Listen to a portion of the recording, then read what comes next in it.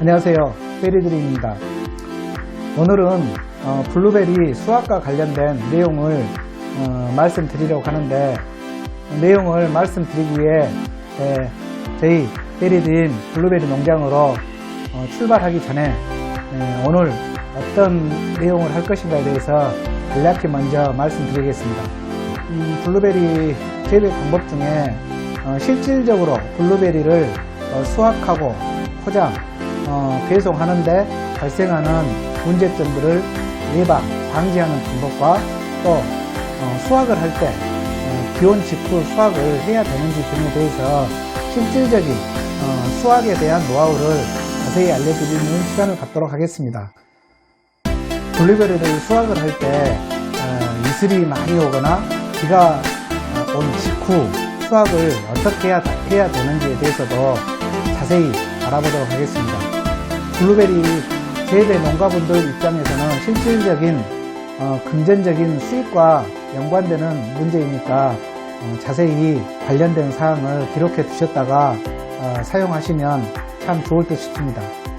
그럼 구독과 좋아요로 많은 응원 부탁드리겠습니다. 베리드림 블루베리 농장으로 출발해 보겠습니다.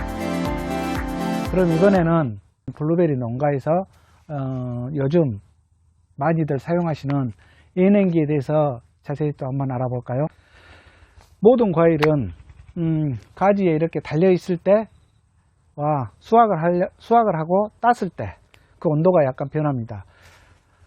그런데 블루베리는 가지에서 수확을 막 한 직후에 과일 속 온도가 약 외부 온도보다 4도 정도 높게 나타납니다.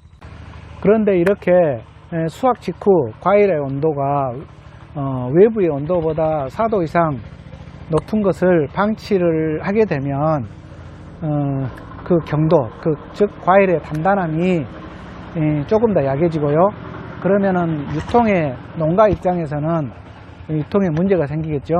그리고 그 맛에서도 물론 미세하지만 약간의 차이가 나는데, 가장 중요한 것은 경도의 차이가 나므로 블루베리를 수확하고 나서는 수확 후 바로 노지에, 햇볕이 드는 노지에 놔두시면 절대 안 되고, 최소한 일단은 그늘로 옮기고 4시간 이내, 수확 후 4시간 이내에 과일 안의 온도를 떨어뜨려 주시는 게 경도를 올리는, 단단함을 유지시켜주는 아주 중요한 원인이 됩니다.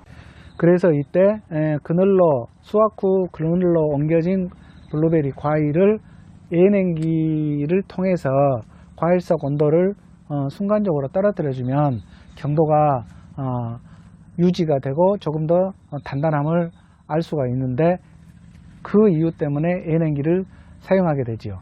또 중요한 점이 하나가 있는데요.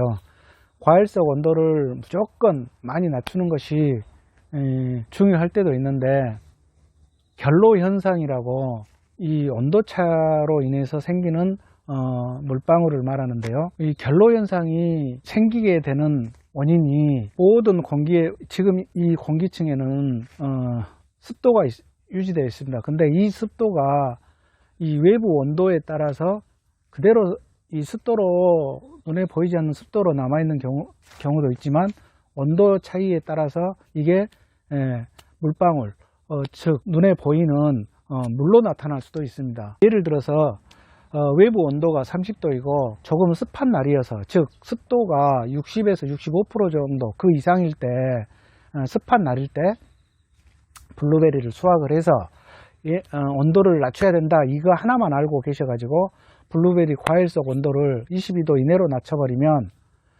이 외부 온도와 블루베리 과일 속 온도 차이에 의해서 블루베리 과일의 표면에 오히려 결로, 즉 물방울 맺힘, 이슬이 앉게 되어버립니다.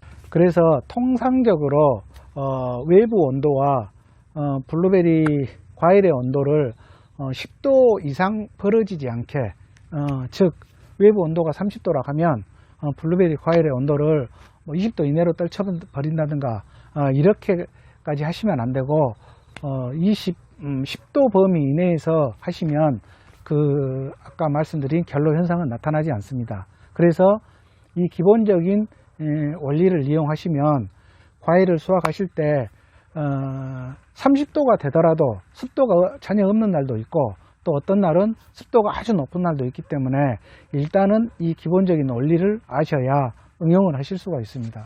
그래서 블루베리를 수확하신 날에 온도와 습도 이런 것을 알고 계신다 하면 선별해서 포장을 하실 때 그 10도 이내 범위에서 맞춰만 주시면 블루베리 과일은 절대 결로 현상이 나타나지 않습니다. 많은 농가분들이 또 하나 자주 물어보시는 것 중에 하나가 블루베리가 이거 가지고 수확을 할 때 비 온 후에 곧바로 수확을 해도 되느냐 이걸 물어보십니다.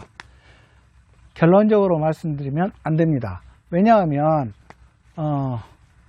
비 온 후에는 삼투압 현상에 의해서 블루베리 뿌리가 수분을 엄청 더 흡수를 합니다. 그러면 그 흡수된 뿌리는 과일로 저장이 되는데 과일로 저장이 물이 많이 들어간다는 소리겠죠. 그러면 상식적으로 우리가 설탕을 물을 많이 타면 단맛이 떨어지는 것처럼 이렇게 수분 흡수가 많이 된 과일은 당도가 떨어집니다.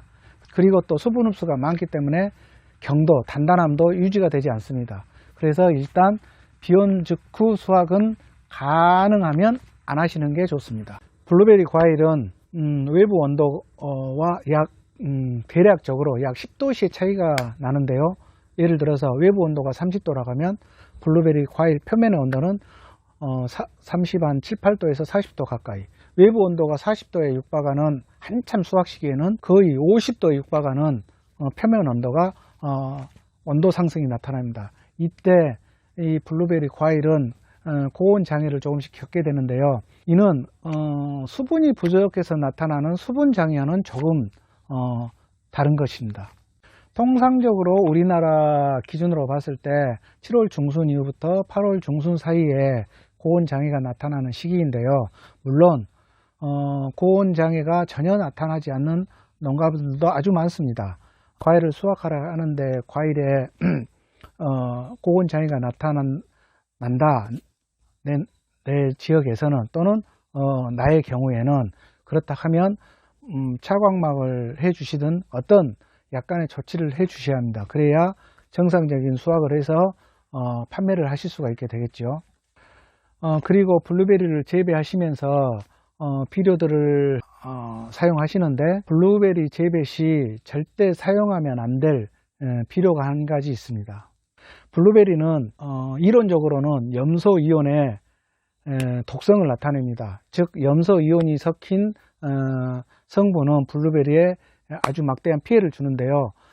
쉽게 풀어서 말씀드리면 비료를 구입하실 때 염화라고 표시된 비료는 구입하시면 안 됩니다. 즉 예를 들어서 염화칼륨, 염화못, 앞에 염화라고 붙은 명칭이 붙은 이 성분의 비료는 사실 블루베리 재배에는 맞지 않기 때문에 구입해서 이렇게 시비를 하시면 안 됩니다. 그리고 블루베리를 재배하시는 농가 대다수는 지하수를 이용하시는 농가분들인데요.